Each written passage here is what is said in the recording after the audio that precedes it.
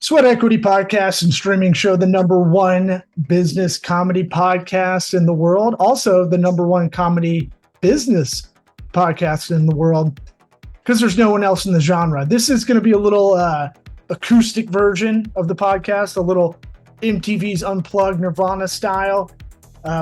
Eric, my heterosexual life mate and co-host of the podcast, got COVID.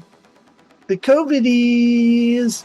So he is listed as out on the injured reserve.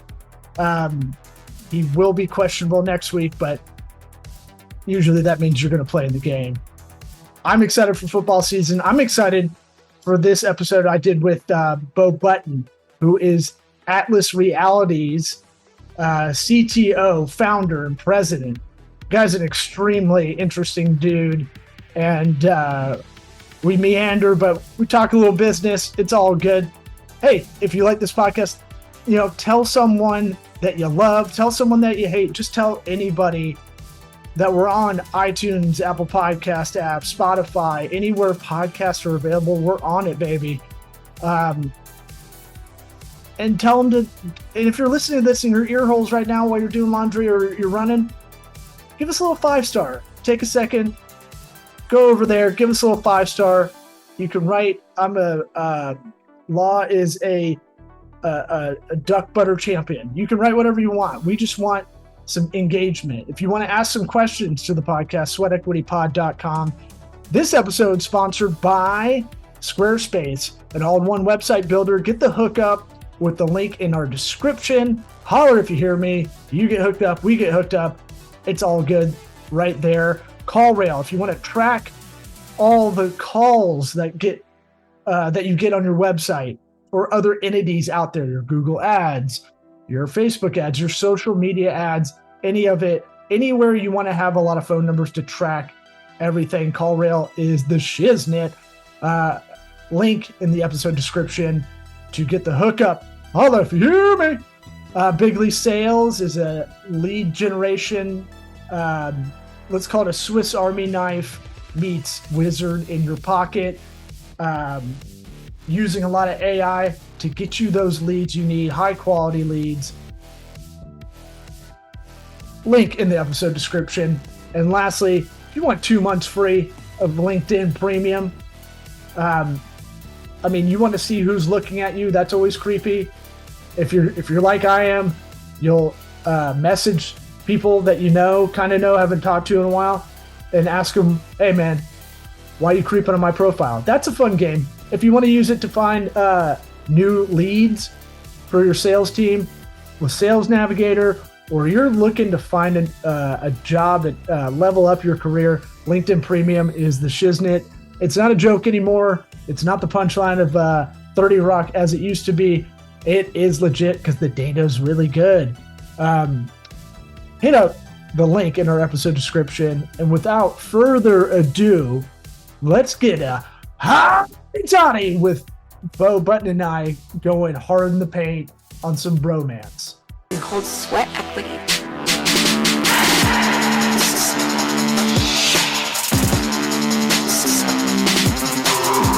Sweat equity. Sweat equity. Sweat equity. Sweat equity. You are listening to the Sweat Equity Podcast. Hello. Josephus. How are you doing, sir? I'm good. My co-host has COVID, and he's completely knocked out. So this is just you and I talking. No worries. No, you would be, or your co-host, forgive me, I'm terrible with names. It would be the fourth person and probably the last week that has come down with a serious case of knocking your dick in the dirt COVID. Yeah, and he's kind of like he's pretty resilient. So when he gets knocked out, it's like he's like, I call him a spider monkey, tree frog. He's like, he doesn't get sick. He's got this West Virginia kind of lineage. Immune system. Yeah. He's like Wonderful World of the Whites, except not on painkillers. Yeah. And so when he gets knocked out, I know it's legit. I, on the other hand, am a total puss. And if I have a cold, I might have AIDS in my head. I'm more like your partner. That's my wife knows if I get knocked out, like he's sick. Normally I'll muscle through it. No, I'll power through. Don't get me wrong. To get me bedridden is pretty tough. It's usually burnout that I still struggle with a little bit every now and again. But it's one of those things where I will bitch about it to everybody that I come across. If I'm like, oh yeah, probably got the flu, probably got Zika. Yeah. Where are you doing this from? Because it looks like it's different. Yeah, this is my apartment in New Orleans. Yeah, you could call it a bachelor pad, but it's not. But that's how it's set up because I have RC fucking airplanes, 3D printers, and all kinds of gadgets behind me. But I split my time, if you recall, between Austin and New Orleans. I've got 3 teenage kids here in New Orleans, and they live here with their mom. Oh, I didn't know they were in New Orleans. I thought they were in Austin with you. No, they do come to Austin. They spent the better part of 3 months over the summer, mostly with me. I did a little traveling abroad with my son. He turned 16, so I took him to Scotland for 2 weeks. But no, they live here in New Orleans. Oh, man. My record with New Orleans was I was like 0-23. And then I had a friend of mine who she's actually the producer of every true Hollywood story. Her name's Carrie Ainsworth. She's from there and showed me the New Orleans you want to see. Like she took me to a brass band you had to go through a false wall to get into. It might have been. There's a few places like speakeasy style that are really fucking cool that are off the beaten path. There's a club on top of what's that goddamn bar / event venue? It's called the Foundation Room. It's part of God damn it, it escapes me. Anyhow, there's a lot of cool stuff, but if you just do what most people say they do when they come to New Orleans, I hate New Orleans, and I was born and raised here. Like, I'd rather be a tourist than a local resident. It's just a shithole politically, economically, but the food is amazing. If you like live music, there's a lot of real great places to visit. But like, if you're here for more than 72 hours, you'll start to feel like a citizen, and it's a shithole. That's a good rule. Yeah, no, I'll go now. I get excited to go, but I treat it like Vegas. I have I've got that 72-hour rule. And if it gets to 73 hours, I really messed up. And it's only an hour flight for me, but it feels like it could be far away. That flight home from New Orleans is the same as flight home from Vegas. Yeah. Everyone's a little bit miserable. And there's always a group on the plane that is still hyped from whatever booger sugar they're on, and you're like, you guys shouldn't be so excited. Yeah. It's been a while since I've experienced New Orleans like that, but I've experienced Vegas like that in the last few years. But no, that's a good way to kind of compare the two. Honestly, I think it's because I grew up here. I'm biased. I've seen it all. I know where to go. Like, I love coming here. Obviously, I come here. I spend a week and a half with my children. But after hours or when they're in school, I'll go to the places that I love about, like the restaurants that I love, the food I love.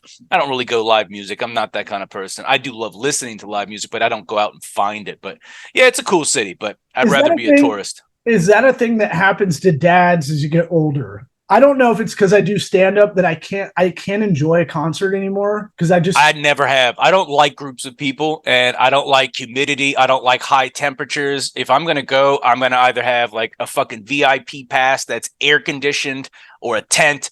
And to get that for Jazz Fest or there's a few other large music festivals like ACL and Austin. I'm like, I'm not spending $2,000. I can watch the live stream on fucking YouTube in my boxers in my 71-degree house.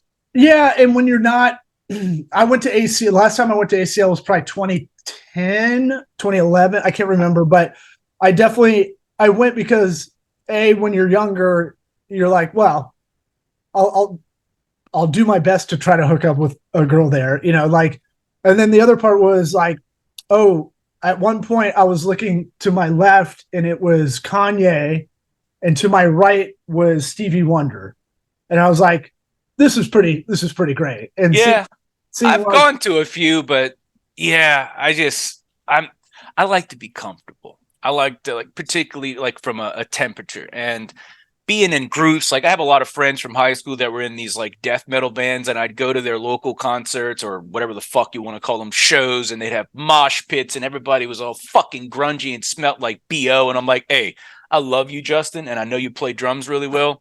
I'll just buy a CD and like listen to it at the house because I'm not cut out for this shit, brother. You're not down with the American History X kind of band moshing? Fuck, man. And they were so like violent. And I'm like, what the fuck are you all doing, man? I know. Anyhow. Isn't that funny? The emotions that come out of playing music that like you're such a badass. And it's like, no, you're literally just twiddling thumbs on a thing. Like you're not bashing anything. Nothing about that resonates with me. Well, it's kind of like how I hate cool comedians. The guys are super cool, and you're like, no, dude, this is about humility. If it's about anything, like, yeah, I got my dick sucked by this person, and then humping a stool. It's like, dude, it'll get a laugh, but it's not. It's not good. Yeah, yeah. So I'm with you on that. I sweat. I'm the sweatiest person I've ever met. So. Florida's like right now, September in Tampa is tough on me because I have hyperhidrosis, hands and feet. You'll never see me in flip flops unless I'm on the beach, because there'll be puddles. And and I might have something like that, but it runs in my mom's on my mom's side of the family. It's like right now it's 70 degrees and like I could sweat, especially here where it's like 60% relative to humidity. Like.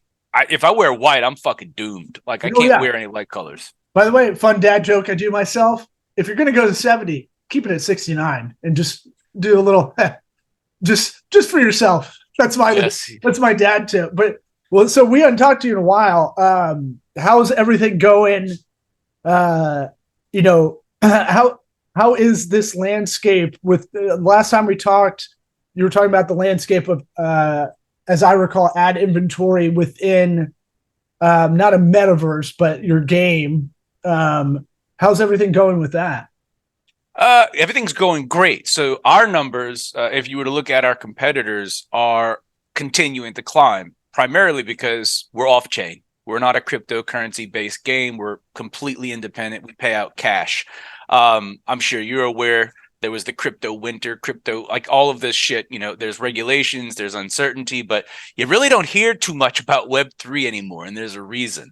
Because AI is the most fucked out term. Well, that's the thing. I'm very thankful for OpenAI and ChatGPT and generative AI and LLMs, large language models,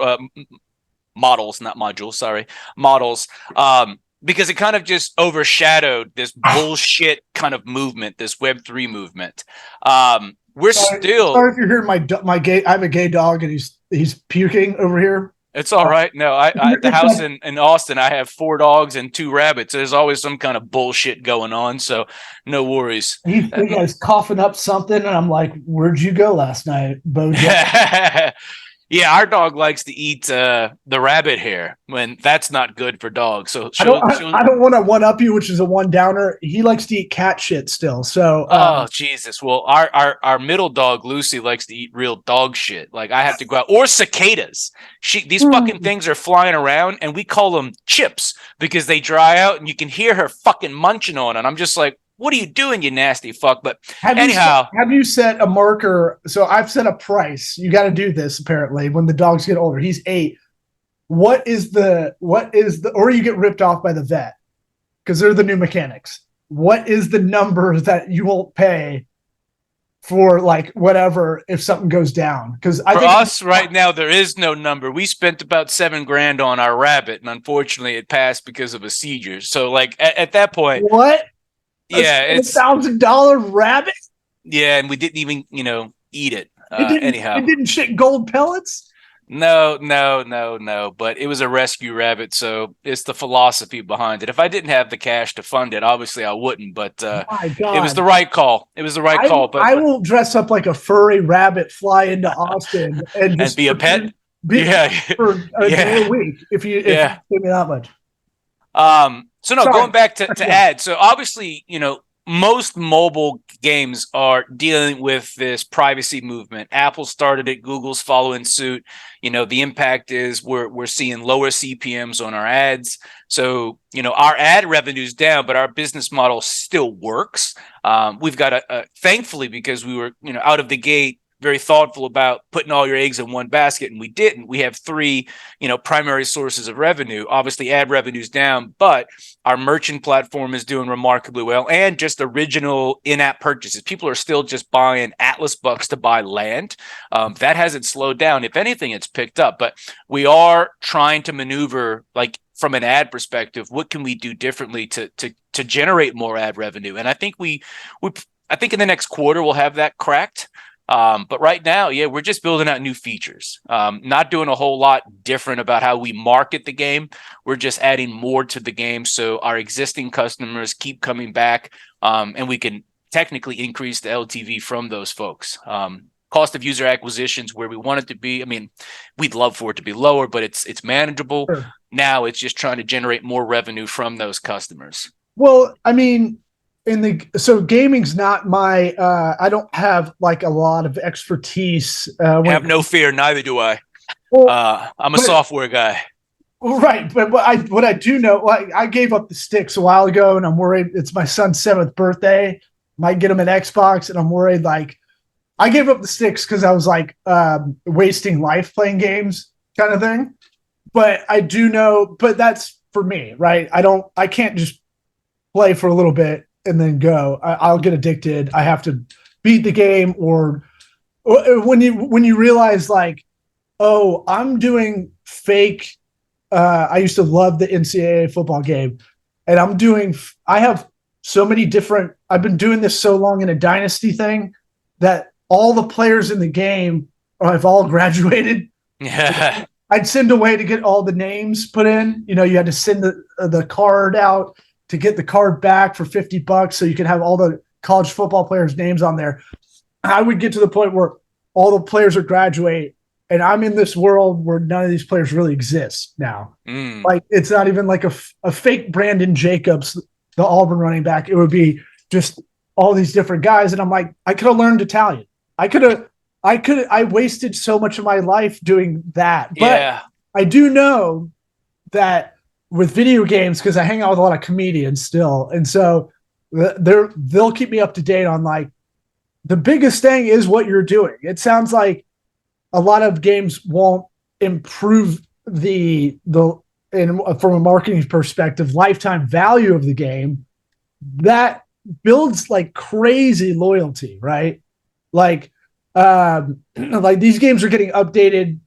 I don't know how y'all do it, but or these worlds or whatever you want to kind of call it. I don't want to call it a metaverse or anything, but because that's technically a brand name of something else. But like, you can kind of fill in the gaps of what I'm saying. Like, I think you're rewarding the people that are there, and that's that's absolutely. I mean, we spent a long time trying to build something that attracted a specific audience to get them in, and then obviously we have to keep them there, and we very actively manage our online communities. We get a lot of feedback about what are we doing right, what are we doing wrong. Look, we haven't hit probably a single deadline, and to be quite frank, most software projects don't. I'm not trying to use that as an excuse. Like, at the end of the day, we kind of steer based on input that we get, and I actually use this analogy when talking to my wife. It's like, when someone changes their mind, sometimes there's like this negative connotation. It's like, I have inputs. I'm streaming data,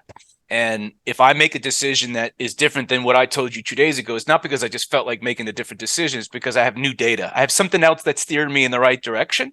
So, and it's hard to articulate that to players in the game. It's like, how well did that go with the wife? Because I think she appreciated it, and as long as I kind of explain.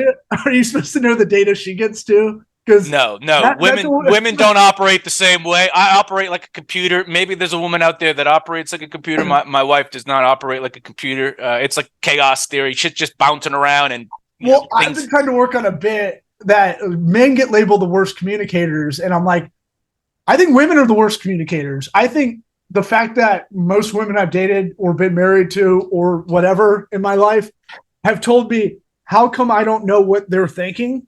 Mm. And I should have known that, like, Minority Report to make decisions ahead of time. Like, I've taken kind of like I always use this 8 Mile Eminem kind of analogy where, he came out on stage before his battle rapper opponent and just laid out all of the juicy details about himself. Like, he's ahead of the curve, and that diffused the situation. It's tiring. It's a full-time job being ahead of somebody, but I try to stay ahead of the curve. Nice marriage. Yeah. Yeah, I stay ahead of the curve. I try to read the environment. Like, I know what she wants and I know what she likes. I know what she experiences during the day. We share an office together. She's got her own private office. I'm adjacent to her. So yeah, I mean, look, you just have to be ahead of the curve. But like, it's a full-time job. It is, but we really don't bump heads very much. No, I just always find that dynamic, especially when you're running, you're kind of a serial entrepreneur as you are. I feel like that's the hard part. I just hung out with friends in Lake Tahoe, and I hadn't seen her in, I don't know, 7 years. Good friend of mine. I was just meeting her husband for the first time, and I was telling them, like, of all the entrepreneurial friends I have, I'm so happy to see they have a healthy relationship, that they work together with the business, and they've divided and conquered, but they've really set these guidelines to be gracious to each other. Yeah. I find that dynamic very rare. And so I don't know. It's a tough one. It takes time. Is your wife working with you or no? No, so she actually owns the office building, and I sublease an office from her. She has a commercial insurance agency, so we don't necessarily do the same thing. She doesn't help with what I do now, because I'm on the tech side. I absolutely help with what she does. Right. I'm kind of her unofficial IT support person, but no, it works well. I mean, obviously, like any healthy relationship or any relationship, there are occasions where miscommunications occur. But no, I've always tried to be one step ahead of her, so there's nothing that she can say. God, and it works. It is, but it works. This is so obviously, like you said, the people you've been married to, like, I've learned a lot in we've been together for 10 years, but my first marriage, it was, childhood sweethearts, high school sweethearts. Like, I was just complacent, kind of lazy. And, looking back, it's like, yeah, I could have done a lot more. I have no doubt. It sounds like you do self-assessment, which is good. Yeah. On a daily basis. It's continuous improvement. And that's something we do in software. So I think a lot about how I look at relationships comes from my experience on how to build maintainable, reliable, and stable software. So stability, reliability, and maintainability is not just something you apply to bits, ones and zeros. It's like, this is good for humans too. Yeah, the Kaizen or K, I don't know. I don't know how to pronounce it either. It's the Japanese. I've only read it. No, there's so many words in my head, Law, that, like, I don't know how to fucking say it. And honestly, when someone says it, I'm like, is that really how you say it? Like, it's insane. Well, you're not going to get any clarity from me, because I can't read out loud. I can read to myself. I can talk on stage, but reading out loud is like, I do a show almost every week where you pick topics out of a bucket. I'm like, okay, let's read this slowly. Yeah. If I trip over this, and most of the time I can tell, it's funny. I can tell if it's a woman or a man that wrote it, because a woman's all bubbly, right? Letters. And I can look around the room and be like, which one of you bitches wrote this? And the guys looks like a ransom note every time. And so that's how my writing looks for sure. That's how I got it. But back to kind of like, I think you're doing the right thing of, rewarding this crowd you have. You've cultivated this audience, right? And you're not just like, hey, we're just going to churn them and make the next thing.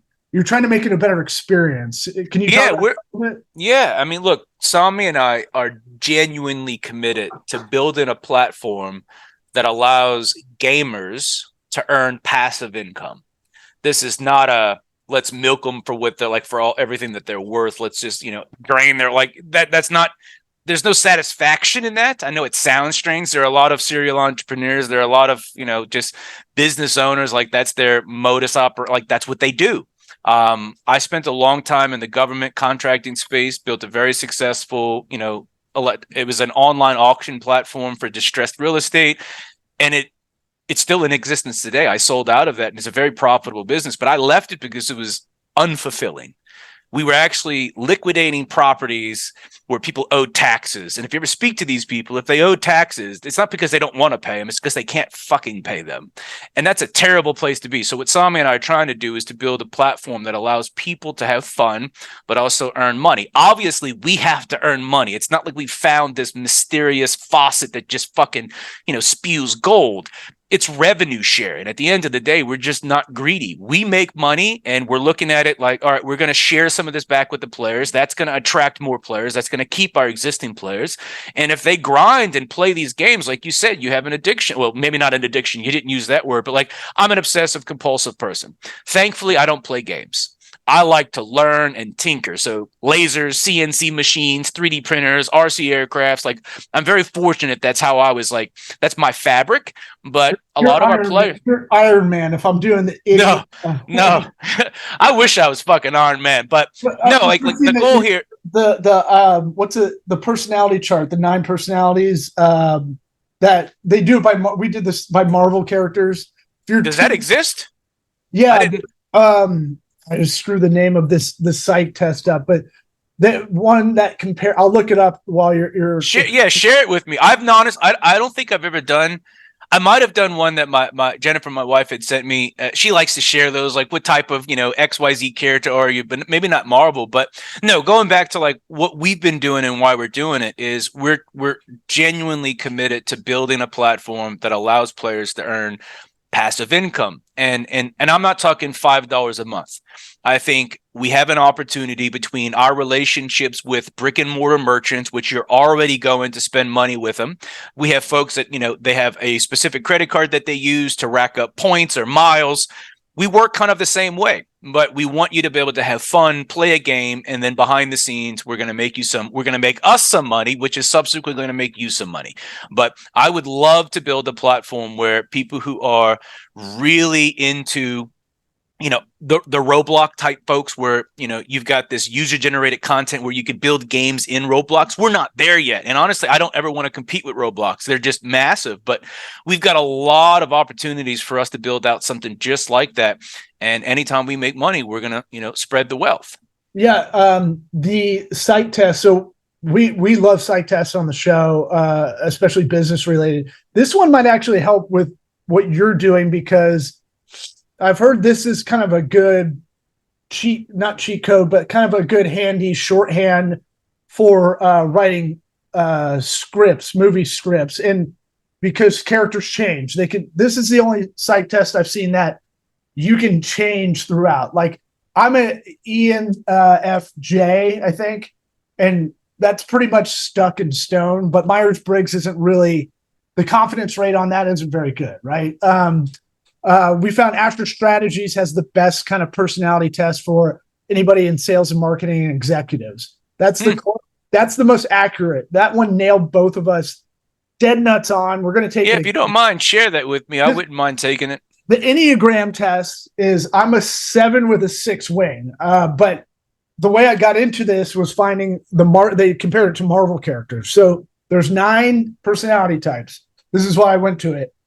Tony Stark is a 3. He's a tinkerer. He's what do they call it? I'll pull it up.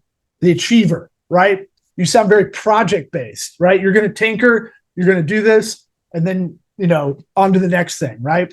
That's kind of how he rolls in a way. Got it. I think you got Doctor Strange as an individualist. He's a 4. I'll go through them all just for fun.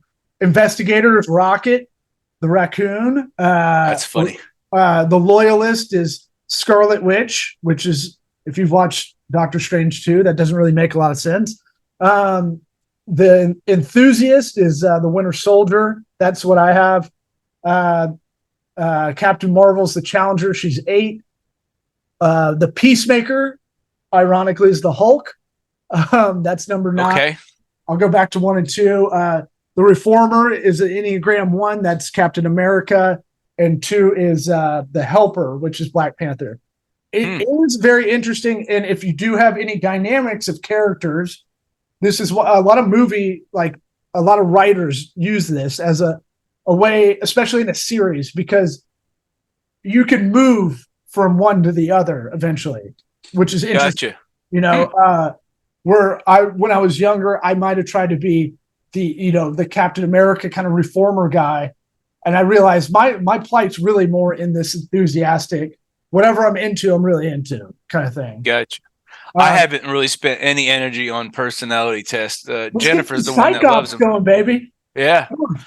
No, I don't know. It's not something that's oddly enough, when we hire, the applicant tracking system I use has a test. I don't know if it's based on, the same science as these tests, but it's helped me out because it kind of gives me, just from like a graphical perspective, like which way do these people lean? Just so I can get an idea, like before I hire them or before I make an offer, are they going to be compatible with the rest of the team? Is it predictive index? Is that what it is? I don't know. Honestly, I don't think they advertise what it is. It's built into the software. I just have an option to send them one of these assessments. And it kind of gives me, an overarching view. It's a little bit more than just personality. It's got things like verbal comprehension, written comprehension, etc. But they give me this one kind of graph that says, where does this person fall on this kind of like spectrum? Not like the autism spectrum, but like, are they average, above average, etc. And it's worked out really well for me because the people I have hired, the test has been extremely accurate. Well, you're in good company because I'm pretty sure we probably both. I know I have been called on the spectrum a lot, so I'm pretty sure you. I've never been tested, but I don't know. I've got all kinds of like little pieces of every one of those disorders, like ADHD, ADD, like I like all of that. Yeah, I don't know. Like I the way I've described it, if I do have attention deficit hyperactivity disorder, is I work like a microprocessor. And most people are like, what the fuck does that mean? It's the most it's like, seriously, it's like, look, you've got a machine that's in front of you that's doing 1,000 things. And prior to multi-core CPUs, it only had one core. It could only execute one instruction technically at a time. But how does it actually operate multiple? It spreads its time. It basically does preemptive multitasking where it just says, I'm going to do this for half a second. I'm going to do I don't sit down and just finish shit. And that sometimes it bothers people, but I love to keep my, kind of my brain active across multiple projects. And sometimes like I have about a list of about 12 things at the house that are unfinished. They will always get done. And this is something my wife knows about me. They're always going to get fucking done. But that's just how I work. And maybe that is ADHD. And the way I've reconciled it is I just need to be entertained. And sometimes I sit in front of, like, I have this 4-person arcade cabinet I've been building for 4 fucking years. All right. It's run once and then I broke it down so I could paint it. It hasn't been put back together, but every time I do it, I make it better. Eventually, probably in 2026, it'll be ready to fucking play games again. So 2 things that's a men versus women married thing that men never fit. That's a trope I've heard in stand up for 20 years, I'm going to get to finishing that kind of thing. Yeah, I know. It's going to happen. And you're never showing them a project management chart. It's always like, I'm just going to let you know in passing. The other thing is that you don't have one of the two, ADHD or ADD, because you finish projects. The thing with one of those is you never finish. And I got concerned with that and really tried to go, I'm not finishing what I start. And it had cascading effects, to other things. And so I really tried to work on that. But to me, all this stuff's kind of ubiquitous. Like everybody has ADD, everybody has ADHD. I think like we're talking a lot about painkillers now. That series just came out. I think this Adderall epidemic is going to be the next kind of thing we realize 20 years later that a third of every college kid takes it. I take it. But I've taken it. I don't take it now, but when I was in college and there was probably 6 years ago, there was a period of time where I was like, you know what, I think I need to try it. And it worked. It allowed me to focus, but I didn't like how I felt on that. But no, I had a lot of friends and I still have a lot of friends. If it's not Adderall, it's Vyvanse or some other bullshit that's supposed to make you focus. But thankfully, if I'm doing something I love, which is not building or rebuilding the fucking pool pump that exploded on the side of the house, which is like, that's one of my current projects. It's done. I actually learned how to dismantle it, rebuild it, and I'm happy with it. But if I'm doing something I love, you can't stop me. Like I remember as even a teenager, if I was in the backyard rebuilding small engines to put on dirt bikes, mini bikes, etc., I wouldn't think about eating. And I was a heavy set kid. And that's how I know I'm into something for real, is when I'm not thinking about fried fucking food. Like if I'm hungry, I'm not into it. Like that's just how it is. But like if I'm really deep into the weeds doing something technical and I'm not hungry, I'm doing what I need to be doing. I'm glad you're not on Ozempic. It sounds like you'd be anti. Oh, hey, look, I was. No, really? I was, and I'm off that shit because it was one of the. It's a strange thing because the side effects are so severe. But I'm 224 pounds now. Prior to being on Ozempic, I was 242 pounds. At my lowest on Ozempic, I was 208 pounds. The problem with Ozempic is, and it doesn't impact everybody this way, it destroys your GI system. It fucking absolutely decimated, like how it was bad. Oh, it's going to be, this is going to have a real bad snapback. Like this is going to like, I saw the writing on the wall, man. I was like, I felt it firsthand. My endocrinologist actually suggested Ozempic because he's like, look, you've come in here for 5 years. I had thyroid surgery. He's like, you weighed the same amount. I'd like you to be, basically 195, 200 pounds. And I'm thinking, well, why don't you go exercise for me? Because I'm certainly not going to go to the fucking gym. And he's like, are you interested in any kind of medication that could help you with that? I'm like, who the fuck is it? Yeah. And then he said, look, it's a small injection. And I'm like, I don't necessarily want to inject myself. He showed me the apparatus. It's a tiny needle. You stick it in your stomach. And I'm like, why isn't everybody on this? About 6 weeks into it, I realized why everybody shouldn't be on this is it destroys you. Right? Like you want to puke a lot. Like I didn't have any vomiting, but I'm talking backed up. Like it was not good. And one of the best feelings in life is being empty. Maybe not for everybody, but one of the best feelings for me personally, because I also had a weight loss surgery a very long time ago, a vertical sleeve gastrectomy.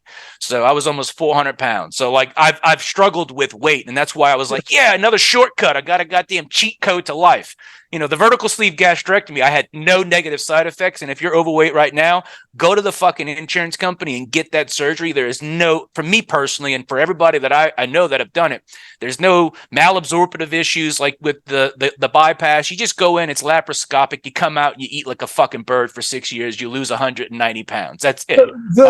The caveat to that people don't know, if anybody is listening and does go do this, you actually have to get your weight down to be able to get that, right? So this is a little different. So yes. So this surgery was actually created, or the reason why this surgery was originally kind of introduced was to help people who were too heavy for bypass. But they realized in doing this surgery that it was very effective at allowing people to shed hundreds of pounds so they could get down to a comfortable size. The issue is like your fatty liver. If you're really morbidly obese, they can't even operate on you because you can't find your fucking stomach. But since this surgery, I didn't have a bypass. I didn't want a bypass. I didn't want a lap band. I was doing some research, and the surgeon said, look, there's this new procedure. It wasn't necessarily designed for like just like a final solution. But in your situation, I was 390 something pounds, and I knew I needed to lose the weight. And I've gone to the gym. I lost 70 pounds naturally, and then I gained 50 pounds back. I was like, I'm going to struggle with this. But yes, you can't be 700 pounds and go in there. I'm talking, like I have a cousin who's 400 and something pounds. Maybe he's a little under, 400 now. And now that insurance covers this, it would be the best decision of his life. But he's one of these guys who's like, oh, I'm going to get to it. I'm going to do it. And I'm like, we've been talking about this for 23 fucking years, brother. Just go in there and do it. I paid cash for it. It was I think it was like $16,000 like 15 years ago. So it was a huge pill to swallow. But that's 2.2 rabbits. Yeah. That is 2.2 fucking rabbits. But it's life changing. I can't describe what it feels like to lose 170 or 180 pounds, your knees, your ankles, your fucking back. So obviously when the endocrinologist said, hey, look, you want to lose another 60 pounds by just doing an injection? I said, sure.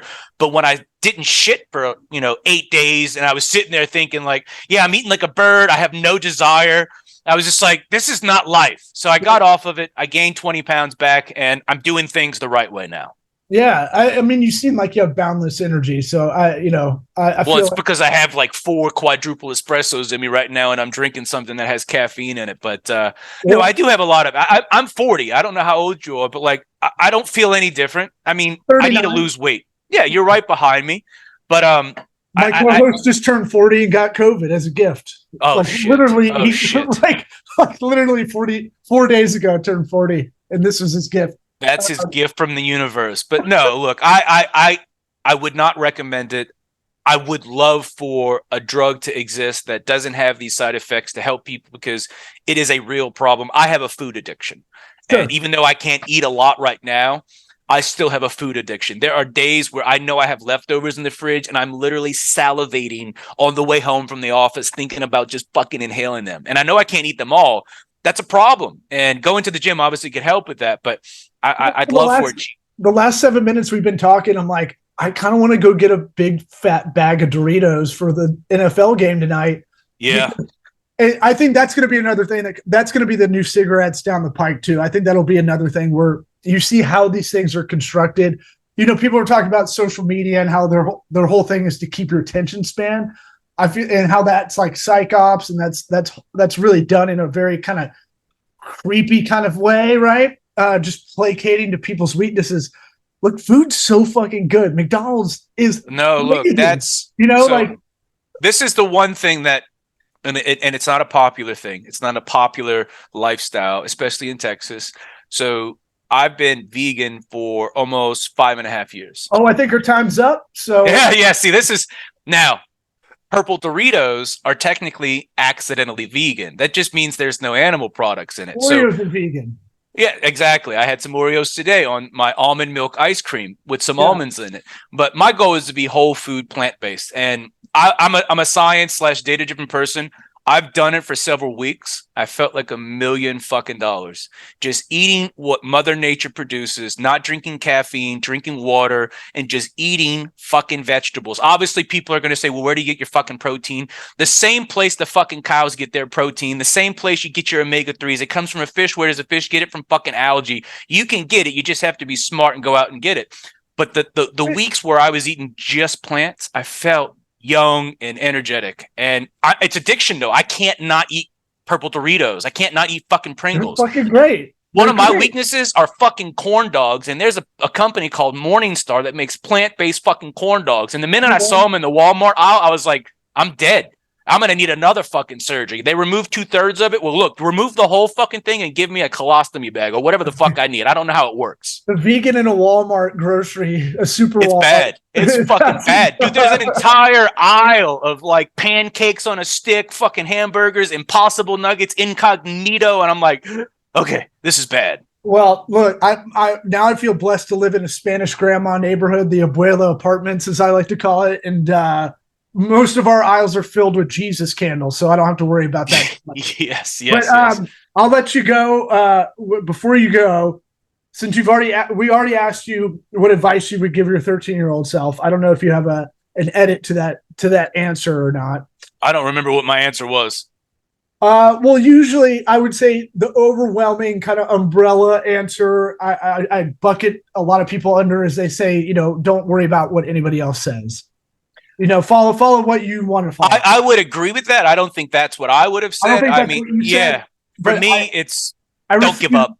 I refuse to go listen to old episodes because I don't want to hear It's all good. It's all good. Mumbly droll, but I'll give you another question we've been asking people when they come back on.